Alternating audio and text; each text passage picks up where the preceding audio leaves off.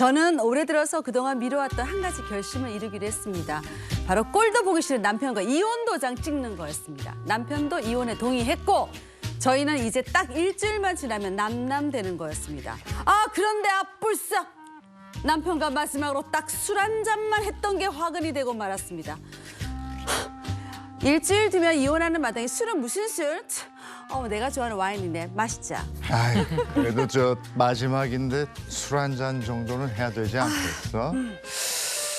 그런데 수림이 술 기운 때문이라 그런지 오늘따라 이뻐 보인다. 나 예쁜 거 이제 알았어? 진짜. 수림이 우리 마지막이니까 오빠가 꼭 안아봐도 될까? 뭐 좀 그렇게 원한다면 그러시던지 뭐. 수림이 어머. 오빠한테 와. 이 사람 너무 거칠다 진짜. 어머. 네, 그래요. 저희는 그날 딱 한 번 실수로 선을 넘어버렸습니다. 그래도 그건 예기치 못한 일종의 사고였어요. 전 다음 날부터 다시 정신을 차리고 이혼 절차를 마저 밟으려고 했습니다. 그런데 남편이 갑자기 이혼을 안 하겠다고 돌변한 겁니다. 당신 이혼을 안 하겠다니? 그게 무슨 말이야? 아니 무슨 말이긴. 여보 기억 안 나? 뭐? 아니 어제 나한테 화해 시간을 보냈잖아. 저 느끼한 저 표. 화해 시간은 무슨? 그냥 그건 실수였다고. 마이 스테이크, 미스테이크라고. 아니 그건 잊고 있던 당신에 대한 나의 뜨거운 열정이었어. 어떡해. 법원에도 당신이란 안 헤어진다고 할 거야. 이혼 없던 일로 해. 뭐? 이를 어떻게 하면 좋을까요? 이혼 숙려 기간 중에 딱 한 번 눈이 맞았을 뿐인데 남편이 이혼을 안 하겠답니다. 법원 가서 사실대로 다 말할 거라고 하는데 설마 저 이혼 못하는 거 아니겠죠? 변호사님들 알려주세요. 어떡해. 난감하긴 한데 일단 김치 좀 갖다 주세요. 이렇게 해가지고 듣기 힘들었습니다. 아니 근데 그러니까 이게 현실적으로 이런 일이 있을까 싶어요. 구체적으로 어떤 일이 일어난 거예요? 다시 한번 얘기해 주세요. 이혼 소송 중에 일생일대 실수를 한 아내의 사연입니다. 30년간 살아온 두 부부는 하나부터 열까지 맞는 게 하나도 없었는데요. 아이들이 다 커서 독립하게 되자 부부는 결국 협의 이혼을 결심했다고 합니다. 많이들 아시다시피 협의 이혼을 하면 이혼 숙려 기간 3개월을 갖게 되는데요. 자녀가 다 컸던 두 사람은 그보다 더 짧은 1개월의 숙려 기간을 갖게 됐다고 합니다. 옛날에 그 신구 선생님이 그러셨잖아요. 4주 후에 뵙겠습니다.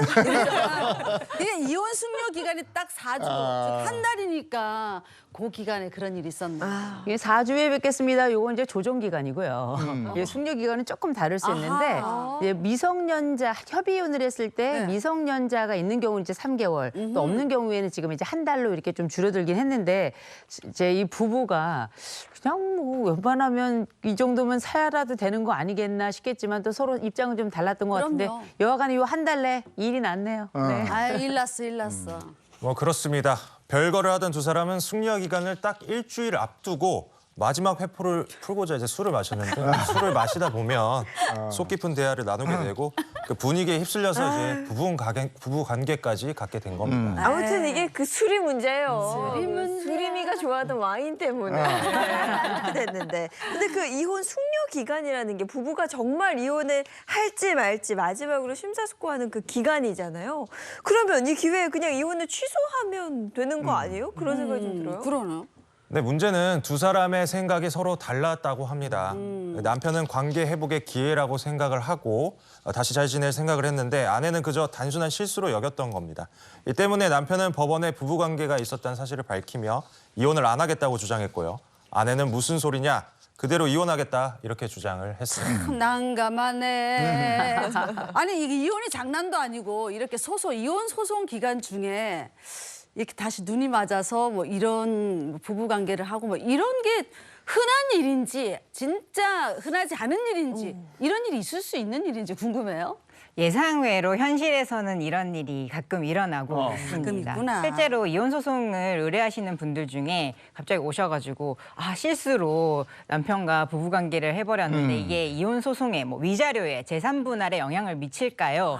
내지는 뭐 이혼하는데 문제가 생길까요? 이렇게 걱정을 많이 하시는 경우가 있습니다. 네. 실제로 문제가 될 수 있는 게요. 네. 물론 양쪽 다 이혼을 원하는 경우에는 문제가 안 생길 수 있겠지만 네. 한쪽만 이혼을 원하고 나머지는 난 이혼하고 싶지 않아라고 해서 다투는 경우에는 재판부에서 상대방이 우리 이렇게 사이가 좋아져서 부부관계까지 가졌습니다라고 얘기를 하게 되면 과연 이혼을 원하는 쪽의 의사가 진정성이 있는지를 의심하게 맞네. 되기 때문에 이혼 자체가 안 되게 될 수 있다는 아주 큰 문제가 생길 수 있습니다. 아이고. 그러게 이 부부가 심심해요. 이혼할 의사가 진심으로 있는지 법원도 한 번 더 의심할 수밖에 없는 상황이 돼버렸는데 네. 그러면 이런 경우에는 위자료도 달라지는 거예요? 어떻게 돼요? 그렇게 뭐 이렇게 한 번 정도 선을 넘었다고 해서 바로 위자료가 깎이거나 뭐 변화가 있거나 그런 상황으로 될 것 같지는 않아요.